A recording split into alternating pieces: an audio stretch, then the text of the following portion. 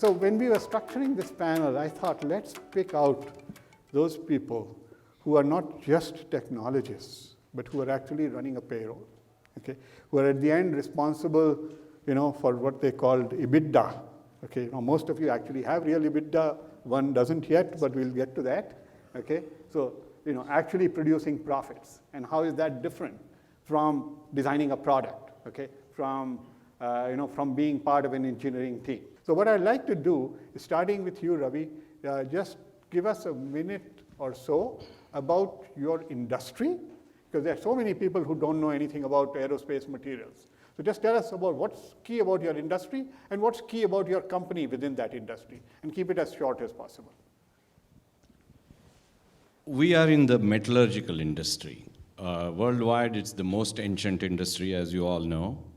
And specifically within that, we take care of manufacturing of aerospace and defense-grade aluminum alloy supply technologies, meaning we don't make ourselves aluminum alloys. Our customers make those. We design technologies and supply process equipment and process technologies worldwide to manufacture these alloys. So typically, our plants go on 2 to 10-acre sites, and we build plants, metallurgical plants. And we have several clients all over the world, including Russia, Germany, Romania, South Korea, China, India, as you mentioned. There we make metal ourselves. And we were the first company in India to be qualified by Boeing for supply of aerospace-grade aluminum alloys. And most of that production today goes to ISRO and VSSC and the defense industry applications within India. Thank you, Ravi. Okay, so Tushar will buy your house if you want to sell it, right? I'm happy to introduce about Fly Homes. Fly Homes is transforming the way people buy and sell houses. We started out in Seattle. Our focus is to transform the way people buy houses. So what that means is, if you're a first-time home buyer, instead of going to a regular broker, you would come to Fly Homes. We would do everything for you end-to-end. But the way we differentiate is that we turn every home buyer into an all-cash buyer. So you still, even in LA to some extent, in some communities, in Irvine as well, you see there's a competition between cash offers versus not. What we realized was that sellers prefer certainty and speed of closing in addition to the highest price, but most people don't have the cash to provide that certainty. So we essentially democratized that and turned every buyer into an all-cash buyer, which then changed the way that transaction works completely, almost becoming like a credit card swipe for real estate, empowering the buyers as well as transforming the way the industry works. That product we enhanced further, where if you're upsizing or downsizing, most people are stuck in their current homes, but they want to move to the next home, and the equity is actually in the current home. So what we do is we would buy a next house for you while guaranteeing a price for the previous home. So we are essentially changing the way people buy, move, live. We have raised about $40 million in capital so far. We are about 2% of Seattle market, and Bay Area also getting the same kind of traction. And we are now actually launched in SoCal. So we have a small team here ready to go. I'm looking forward to support of the community. And your first customer was an IITian. Tell us that story. So actually, as IITians, I'm not sure how many of us would have dreamt that we would be selling houses.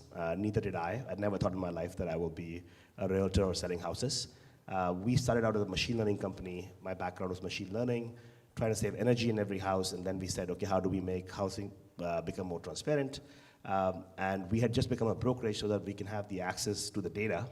And then one of our fellow trusting IITians, when we had no idea, I was working with him on a weekend, just helping him prepare a deck for the CEO of Microsoft. He happened to be my ex-boss, and he was going to buy a house. And we were like, oh, we are bootstrapping.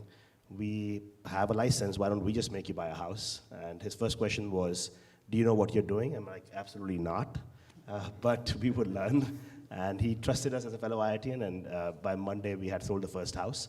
And that's how we got into home selling, and we had a celebration. I have a little bit of a voice which is down because we had a celebration, an annual celebration this Thursday. He was there. You had thousands of customers show up. It was really wonderful. So that's kind of how the community has supported us. Okay. So next up we have Ranjit from the med device business, and that's a business I'm very familiar with. At Amrit, we have many, many clients who are medtech companies.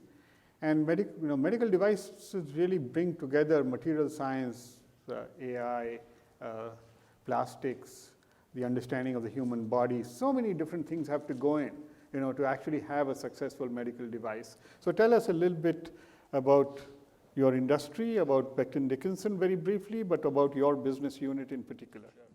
So healthcare overall is, I think it's a tremendous, whole opportunity in healthcare is enormous, right? So there are huge challenges. There's challenges of cost, quality, access, and if you just look at the U.S., almost 20% of our GDP, $3 trillion, is spent on healthcare. And I'll mention something very quick. I was watching the recent debate on CNN. And we had all the candidates there, presidential candidates, talking about healthcare. And one of the things nobody talked about is the waste. The amount of waste that's there in healthcare, $3 trillion, if you can cut that in by even 10%, 15%, you can pay for all the things that they're talking about. But specifically, if you think of healthcare, there are three big pockets of industries. They are the payers, the insurance companies, the providers, which are health systems, and then there are manufacturing, technology, innovation companies, like in pharmaceuticals and medtech. BD is one of the largest medtech companies in the world. The division I run is called Med Management Solutions, and just think of all the medications that are delivered across what we call the care continuum, which is in the hospital, at home, and the technologies we provide, connected technologies, make sure that the right medication is delivered to the right patient at the right time and at the right cost. So that's kind of what we do. And again, one thing I'll say is, like you said, I don't have a clinical background, and I never thought as an IITian I would end up in healthcare.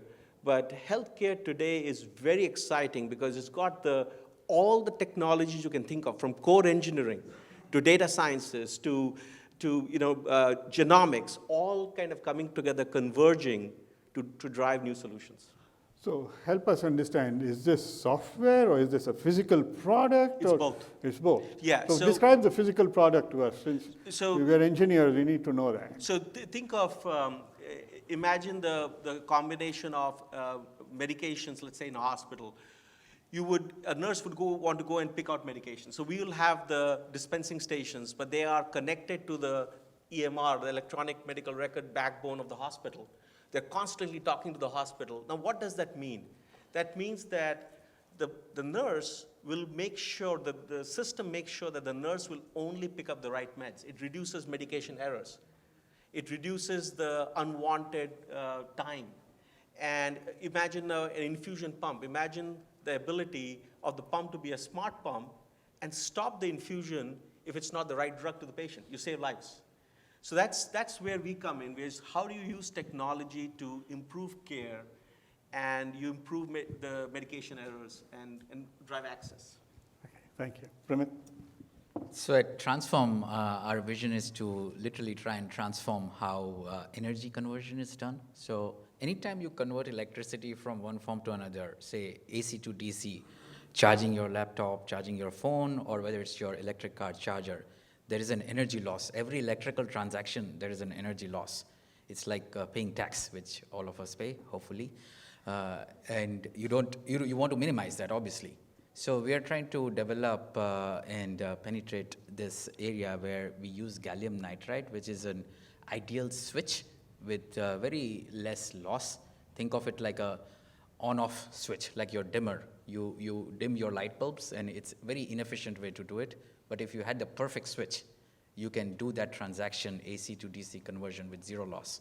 That is what we are trying to do with gallium nitride, all the way from, say, laptop adapter chargers, the new Type-C personal device chargers, to, on the other end of the spectrum, to EVs, electric vehicles. And the potential, you talked about waste in energy, the amount of electricity that is wasted in conversion from one form to another.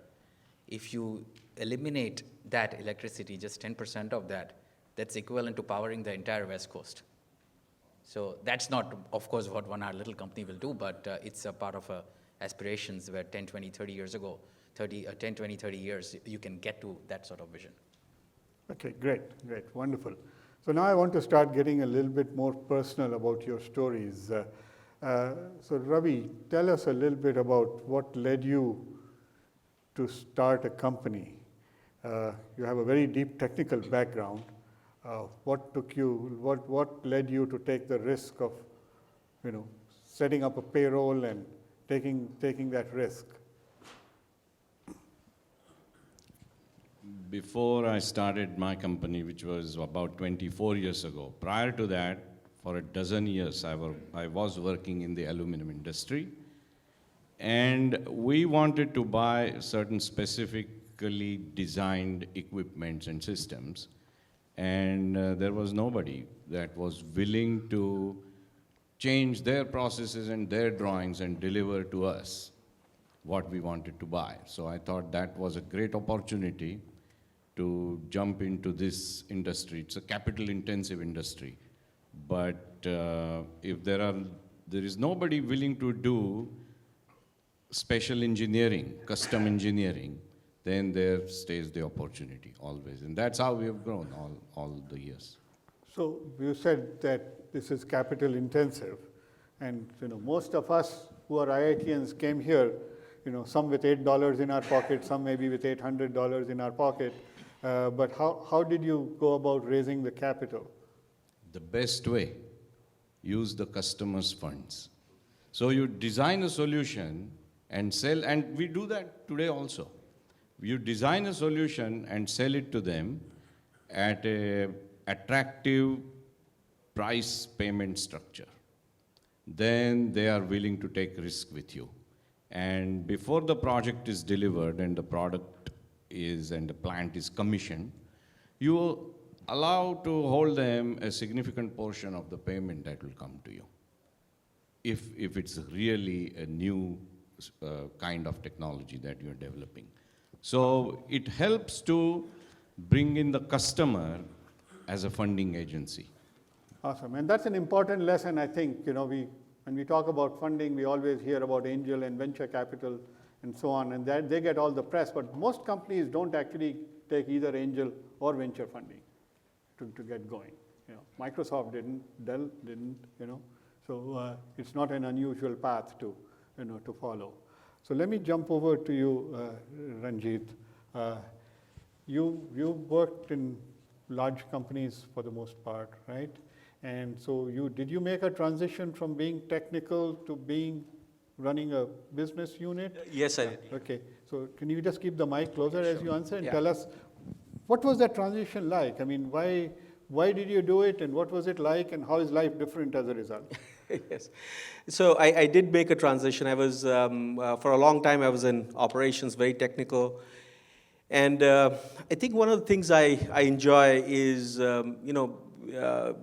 you go deep into your area, but I like stepping back and trying to connect the dots with what's the big picture here? What are we trying to do? How does it connect up with the mission of the business, or what's the core purpose? And as I started doing that, it became obvious that I could do more things than just be very narrowly focused. So you got to learn a lot when you are getting into journal management. You are like, every topic is different.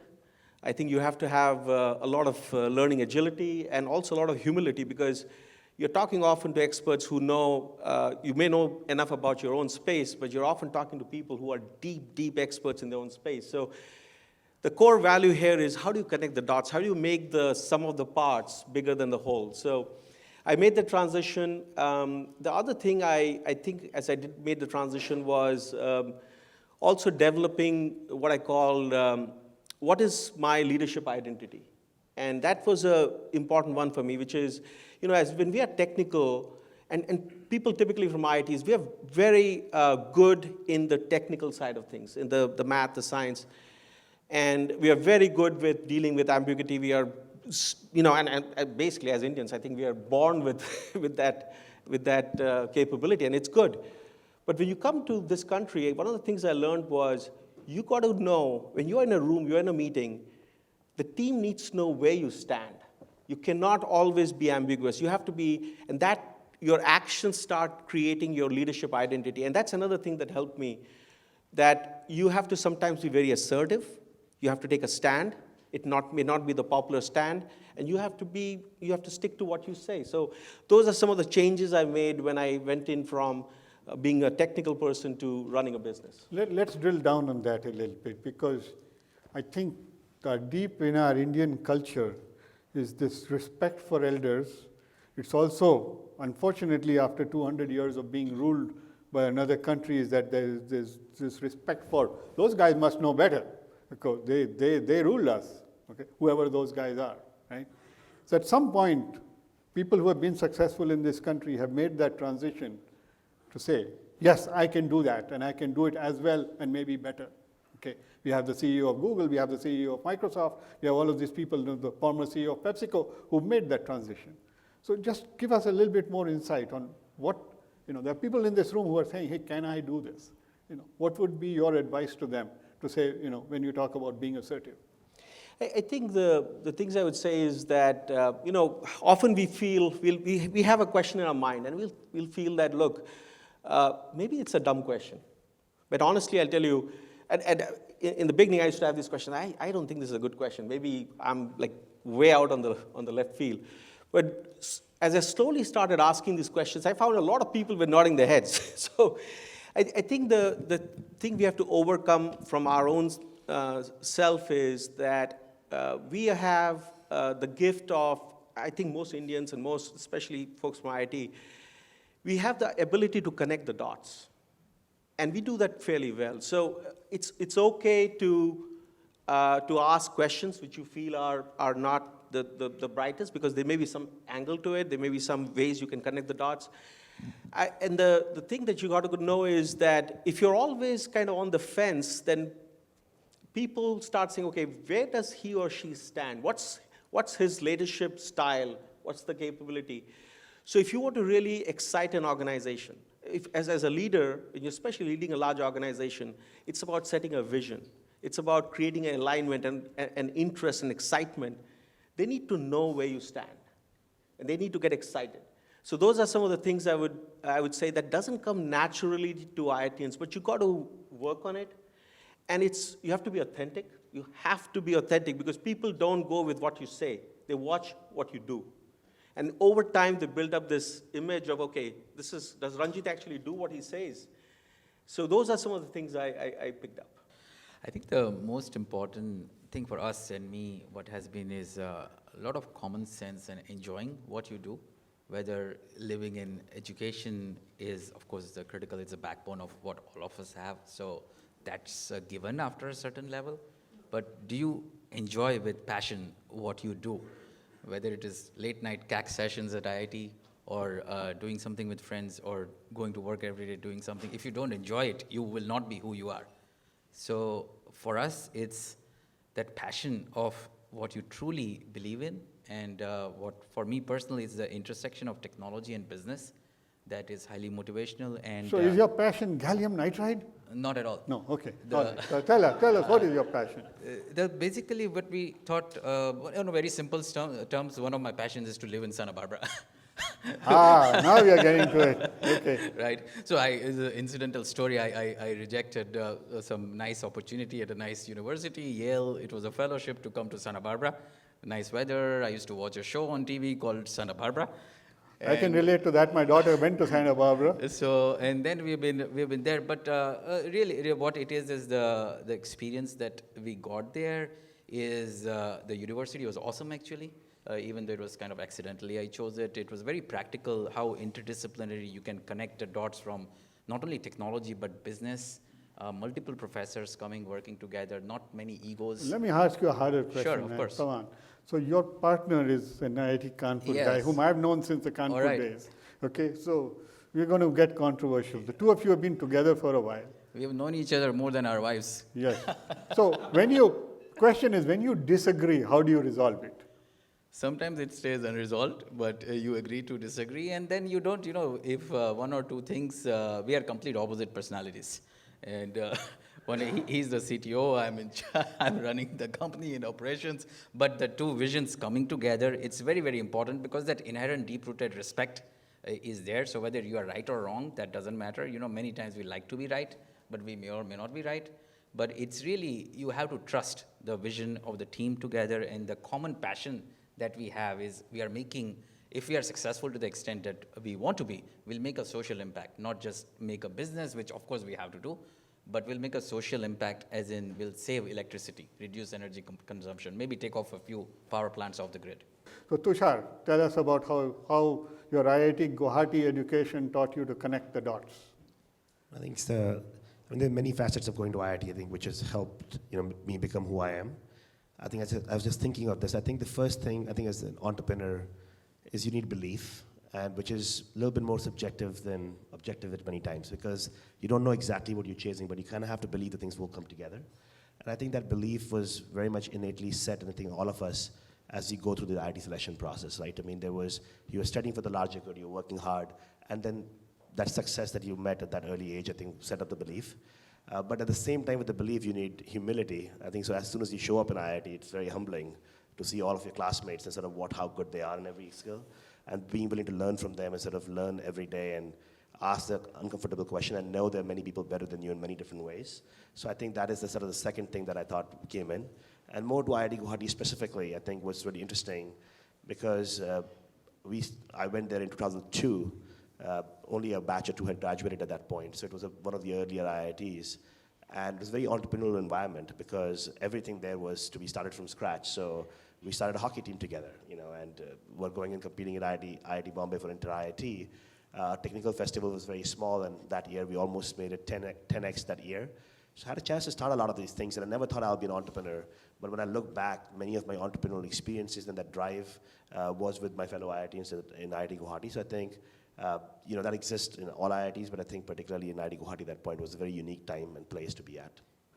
Talk a little bit about people in the room who might be on the technical side and who are thinking, hey, am I really ready to make the leap and become like a Ravi or a Tushar or a Ranjit or a Primit? Or maybe I should just stick to being a techie. What advice would you give them in a line or two, starting with Ravi? My advice would be to look at your customer's customer. Just don't stay focused on your customer, but go one orbit beyond and see what your customer's customer wants, and then make them talk to your customer in your favor. That has always worked. And number two, you must know why you are doing it. So keep your connection with the spirituality at the highest level, as high as you possibly can. And then it works. It slowly starts working. I think the one thing I talk about here is that I actually never thought I'd be an entrepreneur. Just like all of us, come to US, had a stint at Microsoft for about 6 years, so I just started to settle down, to some extent financially as well. But then went back to do an MBA at Kellogg, and at that point, again, we were not in a very good, we spent the money that we've saved in the US, and I have a young daughter at that point, so we all have life realities before we decide to sort of take the plunge and become an entrepreneur. But what I realized was that fear often is actually much larger than the actual risk itself, and we make a lot of our decisions based on fear versus risk. So if I think of myself and say, okay, why should I become an entrepreneur? I had to evaluate what is it that I'll lose. So I would lose a job in McKinsey. I might be 2 years behind on my career in that way. But then the opportunity cost of what I could gain was much higher. So I think my thought process in this, as you're sort of thinking about a jump and next thing, is often things that we're worrying about are just stopping us. I think it's important to sort of write them out, figure out what those things are. So in our case, I had a conversation with my wife and said, this is the 2 years, this is how we're gonna live, is that okay? We rented a basement to become an Airbnb. And I felt like you always have to take the risk, but the risk is not as bad as it is. So quantifying that, understanding what it is, I think just gives the clarity of purpose to kind of go further. So that was how it happened in our case. So I will share three things. One is, I think with a technology background, you are very well positioned to learn different things and lead a large team or business. I think it positions you very well. So that's the first thing I'd say. So they make excellent candidates for leadership, people with a technology background. The second thing I think, which is the most important thing, is you got to ask yourself the question is, what excites me? And it's your passion, your point that you made is, am I passionate? What drives my passion? For me, it was when I made the leap was being able to set the innovation agenda for the business. That's the most exciting thing I find is when I look at everything, how do I take a whole team of people and drive new innovation that solves a problem? The last thing I'll say is you don't always have to be a business leader. You can be a leader in any role that you play. Leadership is independent of the number of people you're managing. It's about driving to a new direction. It could be an individual role as well. And we actually, in our company and for my team, have started recognizing people who are what I call individual leader contributors. So those are the things that I would share. Okay, great. Let's change gear a little bit again. So Vinata has a question about, tell us, if you want, an example of a failure that you had as a leader, and what did you do? Very briefly. Do you want to start with that? Sure. I think, and of course, we've all had many failures. The most important thing is you learn from them and try not to repeat them. And for us, as we were growing up, it's the point that Ravi made, right? Knowing your customer and the end customer. We call it customer's customer. And what we did is we drank our own Kool-Aid and got very excited about where we were in that space and time, and dumped a lot of capital into expanding. And at that time, we had venture money and also great people, but they were almost on our cases if we didn't spend the money. That what are you doing? What's I could put this burn money rate? somewhere else, right? So at that time, we expanded before the customer was ready. But the end customer, we didn't quite anticipate that our customer themselves, in all good intent, they didn't know whether the end customer was ready or not. It was not that they were fooling around with us or anything. They themselves just didn't know. And it was, we had to then, of course, scale back. It's never easy to do that, but we moved past that. And in our field, the reason it's that's capital intensive and decisions are so important is that we have to make decisions in advance. We do manufacturing. We have semiconductor fab, where we have to put in place like 18 months before actually it'll be used. So you have to guess ahead of time.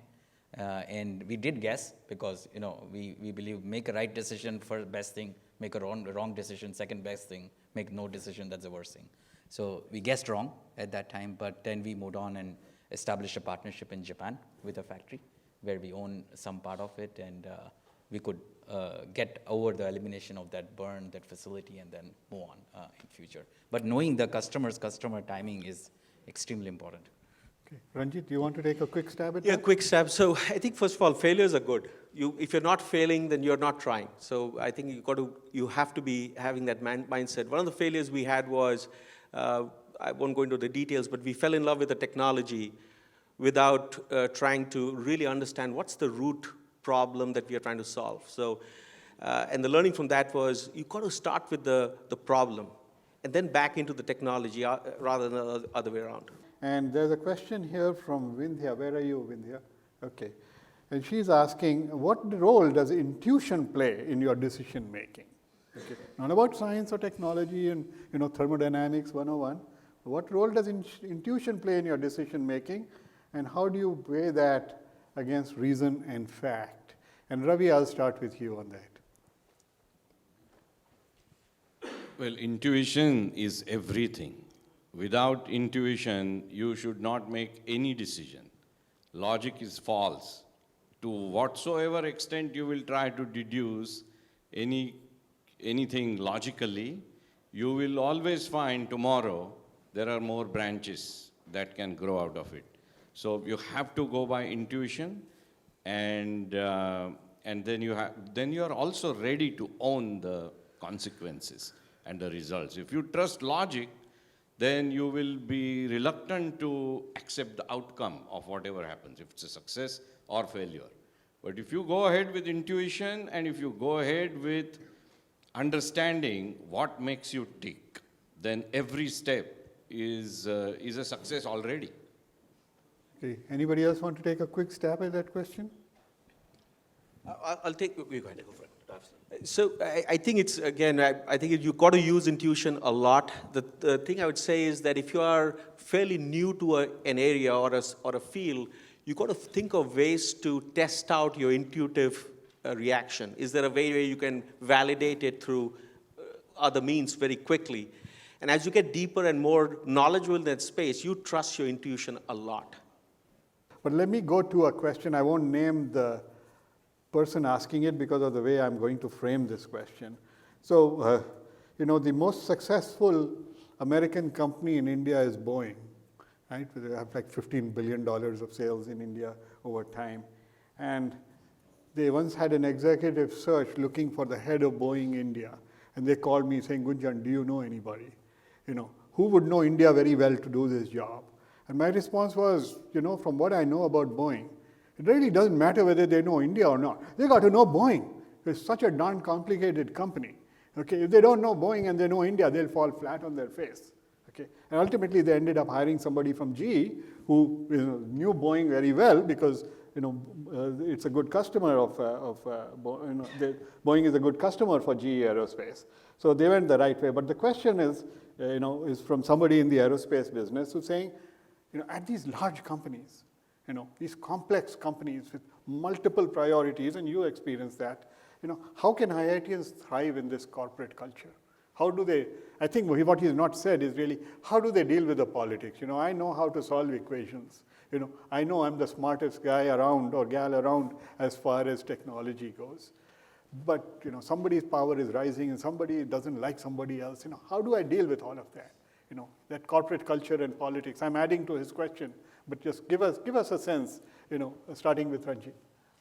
So I think for, especially in the US, and I'll speak from a US perspective first, I do believe amongst all the countries in the world, this is a country where if you are performing, it's very performance focused. I was in Italy once in a large province called Lombardia. We were having a meeting with some of the top officials. And he looked at me, he says, you are an Indian and you're in this position in a BD, which is a US company, how come? And he said, nowhere in Italy, forget about being a European, if I was not an Italian, I would never be in that position in an Italian company. So first thing is, I think we are somewhat privileged to be in this country where performance really pays. And I think there are politics everywhere. You got to believe in what you do. I talked about the leadership style, which is assert yourself, stand out amongst what you're doing. And I think, there's a very good chance amongst everything you're doing to be able to stand out and be successful. So do you recommend being tactful? I would recommend speaking your mind, but doing it always. It's not what you say, it's how you say it which matters. So you should always speak your mind, but you should speak it in a way which is constructive. Often people, they confuse between the what and the how. So that would be my recommendation. But I tell you, I have always learned this. In one of my first meetings, somebody asked me, he says, at the end of the meeting, Ranjit, where do you stand on this? So I made this a point. I said, going forward, people in that meeting will know where I stand.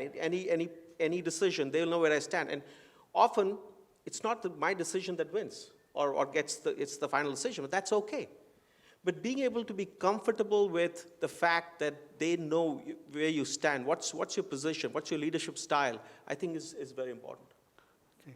So let me put that question in a slightly different way to you, Ravi. So how do you encourage your immediate direct reports to be able to disagree with you as they need to? If they feel strongly in a different way, how do you deal with that? By agreeing with them.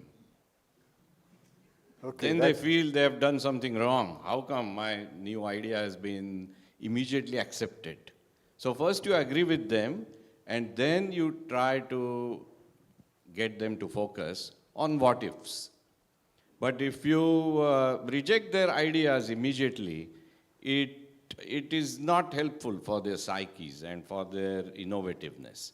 So acceptance has to be the number one behavioral approach in every field of our existence, but especially in professional field, because there you are out there, you are working on your surfaces in meetings, and therefore it is very important to first accept and then slowly let them think of if there are any shortfalls or holes in their own strategies.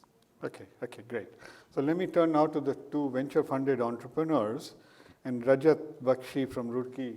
Where are you, Rajat? Yeah, right here. He has a question. what are some of the key challenges ahead of you to grow your business? I want to start with the two of you, since you got lots of other people's money that you're being asked to burn. Tushar.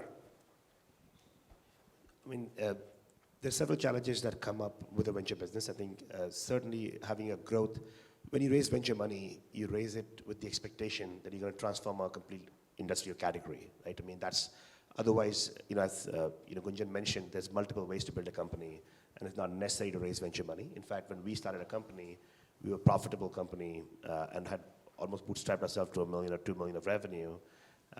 And once we raised the first seed capital, we actually made more money on top of it. But at some point, I think to grow at the speed you want to grow is you need to make investments.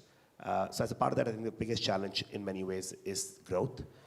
But in order to sustain the growth, so we've grown from, now we're about a 150 people company, and you're looking to double and triple every year. So at that stage, I think the culture becomes the second most important thing, because at every stage of the company, I think from having the two founders to actually then 10 to 30 to 60, then now to 150, some of the things that you would describe as boring or not something that you really enjoyed become some of the most important things. So how do you do the right compensation philosophy? And questions such as those become really important. So I think in some ways, tying to the last question, I feel like most problems are really interesting. It's just what problem is the most applicable to drive the company to the next level. At that point is what you should be open-minded and sort of focus on. So I would say, growth, but in order to get the growth right, I think getting the culture right, I think is the key at the moment and the biggest challenge. Awesome. Pramit? I think that's very well put. The culture is a key part of our company also, who we are and being true to ourselves. Because what we are doing most of the time is, first of all, like Gunjan, you said, other people's money. But if you don't treat that as your own money, then you'll be doing wrong things. So one culture we try to say is make every decision. You can spend 3x on this if you need, but what would you have done if you were writing the check? So that is one philosophy we try to adopt. Because what you are doing essentially is you're driving a high-speed train and building a bridge at the same time. That bridge is not complete. And you do know where you want to go, but you are doing both things in parallel. So you have to kind of manage that. Specifically in our industry, for what we need to do is power conversion. The industry we are in is a very conservative industry, and adoption is very slow. Not this works or it's better or it's cheaper, but will it last 20 years, right? Automotive, of course, is the ultimate end spectrum of that. Consumer side, a little bit easier. But how to kind of pace your growth and proving out your products, which can take few years of quality and reliability of the real products that we are doing, versus managing that cash burn and bootstrapping it with certain other activities. We are at a scale where we unfortunately cannot bootstrap, which would be a great thing. But how to bootstrap from sources, like we get government funding, and we got some nice inputs from customers, like customer partnership, customer funding. How to do that while you are putting venture money, equity money at your good use. And the last point I'd like to add is very important who you take that money from. The investor and your partners, and they must understand your business. Otherwise, it can be very tricky when things are not going well.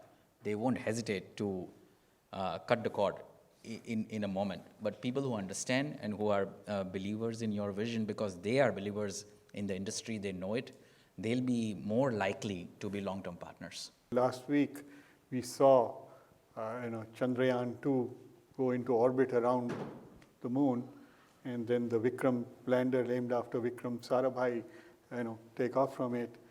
And what happened next kind of puzzled me quite a bit, because this is science, right? You do 100 things, 98 of them fail no matter what.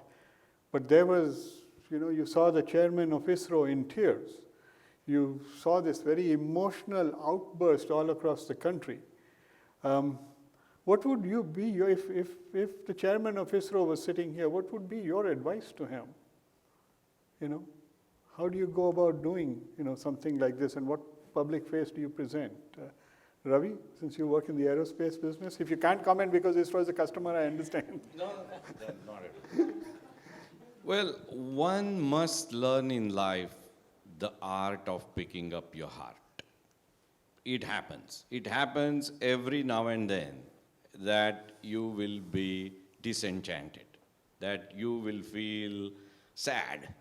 And if you cannot pick up your heart smilingly, and that doesn't enrich you with additional energy, then you cannot be ready for the next failure. Because failure is as certain as success. And therefore, you have to be able to nourish yourself every time you feel the little disenchantment. So my suggestion to Dr. Shivan would be, what's the next step now? Let's move on. And I would give him a big hug. Okay, anybody else want to add to that? I think the journey is as important as the result. I think that is very important. I mean, if you think of space exploration, there's so many technologies that are spun out of that and are being used in everyday life today. So I think that's one. And second is the passion. To me, the sign of tears is a sign of passion. That's awesome. Awesome. Good, okay. So we have a couple of questions that are kind of entrepreneurial, but I think they could apply for everyone. So looking back at the very early days of your company or your career, when you had no established track record, how do you win the trust of your customers or your bosses or your peers, whatever, So let me frame it in that manner. And let me start with you, Pramit. Okay. Sure. You have this idea, gallium nitride, people saying, no, I want to be in whatever it is, indium phosphide or, silicon or whatever, Who knows what gallium nitride is? Why should I care? How do you make them make that leap? I think the first part in that is building relationships and being very true to yourself, very honest with your customers of what you have and what you don't have. I remember it was our first year, not even 12 months, when a CEO of a major Japanese company visited us. And first thing we told him is, look, our whole company is smaller than your lobby. So be careful about that. Then when he came in, we were very open with what we have, but equally open with what we don't have. So we don't set any wrong expectations of what we can deliver or there is any mismatch. So that trust building and then get to know the person. That relationship and trust building was paramount for us, and they are still our partners after 10 years. Even though there have been ups and downs and market successes, they didn't leave us. Okay, great. Anybody else want to take a stab at that? I think I'll just add very similar, which is, we're helping people buy homes. It's a very important trust-building process. And the first person that we helped, the first line we said was, we don't know what we're doing, but we will learn. And we actually had a training scheduled on Monday that we invited the first person, my ex-boss to, and say, hey, look, be a part of the training. We'll use it to go do it. So I think initially people always trust the founders, and you have to put yourself out there, and your whole reputation is online. And that continues to be the way as you sort of build further. But then that has to become part of the culture and is something that you as a company sort of do it every single day and put the customers first. Okay. So let me ask a little bit about the future. We are looking at an economy in the US that has been growing for many years, and we are now looking at unprecedented activity that we don't have a track record of what happens when Washington acts the way it has in the last several months. You have near zero interest rates. They're talking about negative interest rates. They're talking about this trade war with China. They're talking about all kinds of other saber rattling. So within your companies, and this is more for Ravi and Ranjit, how do you build budgets and contingency plans, for what happens in the next 12, 24 months?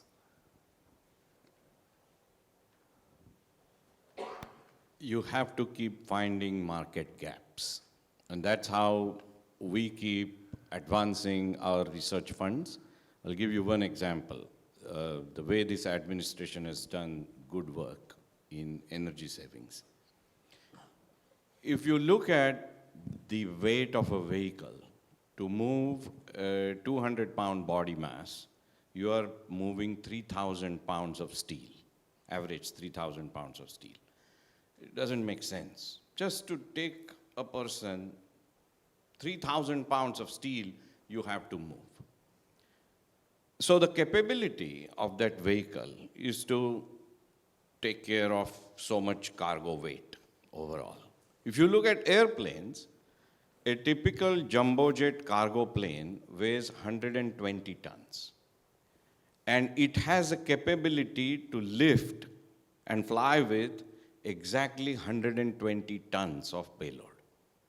So the technologies exist, the materials exist. It's a matter of bringing them to get these materials to run on the ground.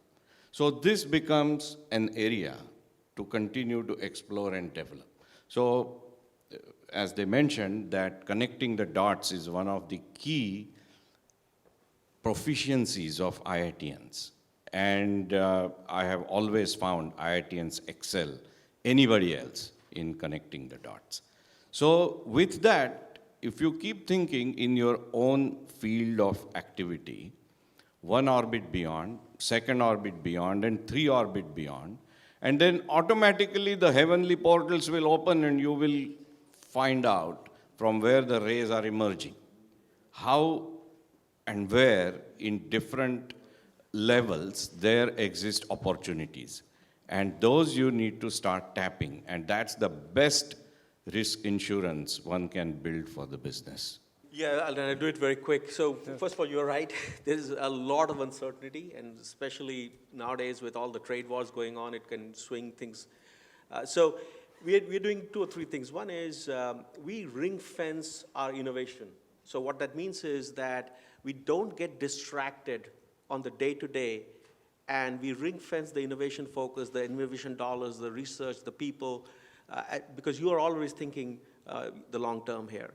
And the second thing is, in today's climate, you've got to focus a lot on culture, because people have to believe in why they are working for your company, why they are in what they're doing, what they are, and make sure that you connect with their passion. So we spend a lot of time celebrating successes, recognizing people, making sure we, more and more, we can emphasize what we call culture in action. So this is becoming very important in the very turbulent times we are in. Wonderful, wonderful. Thank you very much. Let's give a round of applause to the panel.